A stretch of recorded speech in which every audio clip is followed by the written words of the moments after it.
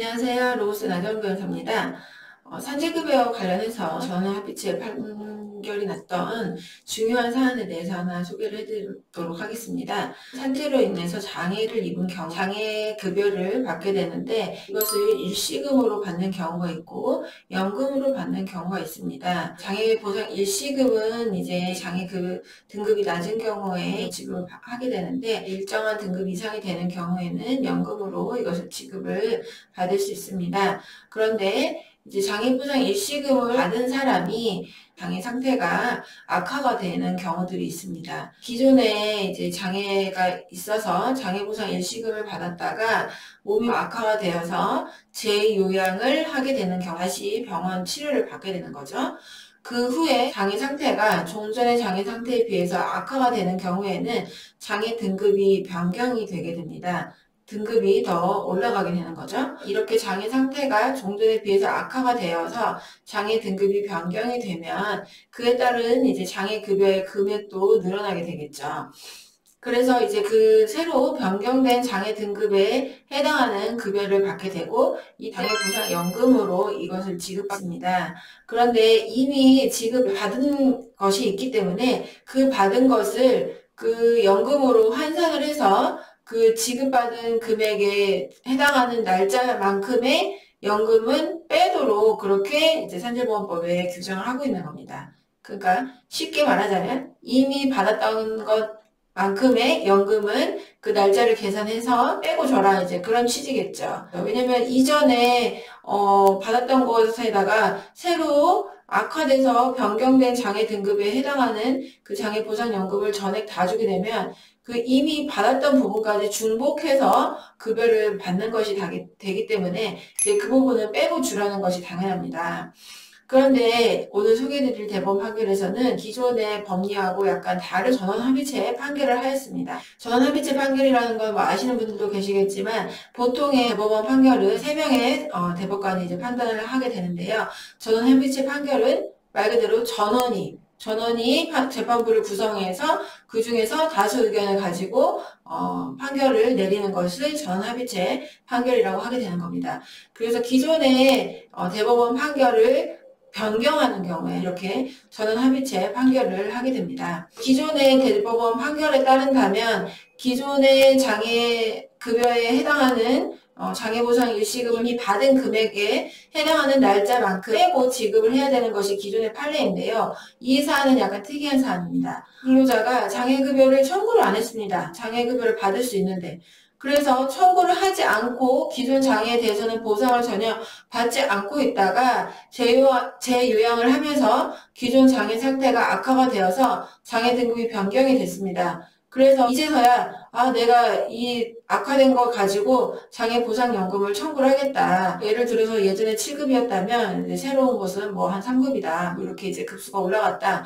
그래서 그 장애보상연금을 청구를 하게 되었는데 기존 일시금을 받을 수 있었던 것에 대해서 청구를 하지 않은 경우에도 이것을 빼야 되느냐 아니면 기존에 청구를 하지 않아서 안 받았으니까 그건 중복 보상이 아니다. 그러니까 빼지 말고 다 줘라. 이거냐. 이제 이거에 대해서 의견이 나뉘게 된 것입니다. 특히 이 사안에서는 기존의 장애급여를 청구하지 않아서 기존의 장애급여 청구권이 시효로 소멸을 한 상황이었습니다. 3년이 지나면 시효 소멸하게 됩니다. 산재보험상 청구권이요. 그래서 이미 청구권도 시효로 소멸을 하게 된 데다가 기존에 받을 수 있는데도 받지 않았던 것이기 때문에 이것은 당연히 빼야 한다라는 의견이 있었어요. 이게 이제 소수 의견이었습니다. 그런데 다수 의견은 청구를 하지 않아서 받지 않은 부분, 이 부분은 어차피 안 받았기 때문에 그 부분까지 포함해서 주더라도 이것은 중복보상을 금지하고 있는 법의 취지에 반하지 않는다. 그래서 기존에 안 받았던 거 빼지 말고 다 줘라 이렇게 판결한 겁니다. 그런데 사실 한 가지 더 특이한 부분이 기존에 받을 수 있었던 금액에 해당하는 그 청구권이 시효로 소멸을 했습니다. 그러면 사실 산재보험 급여를 청구를 못하는 거거든요. 이제 와서는 하려고 해도. 그런데 청구권이 시효가 소멸된 경우에도 시효 소멸된 부분마저도 빼지 말고 그냥 줘라 이렇게 판결한 것입니다. 이 부분이 사실 이제 기존의 산재보험 관련된 이제 대법원의 입장하고는 상당히 달라진 부분입니다.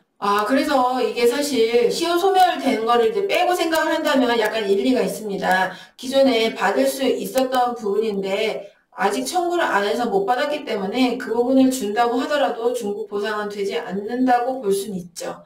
그런데 기존에 받을 수 있었던 장애보상 일시금이 이미 시효로 소멸이 됐다. 그렇다면 사실 법적으로는 이것을 원래 보호해주지 않는 겁니다. 그런데 이 판결에서는 기존에 보상 안 받고 시효 소멸된 부분마저도 변경된 장애 등급에 따라서 보상연금을 청구할 때는 그 부분까지 포함해서 줘라. 즉 시효 소멸로 원래는 못 받을 부분이지만 새로 변경된 등급 가지고 청구할 때는 그 부분까지 포함해서 다 주는 걸로 그렇게 판단을 한 것입니다.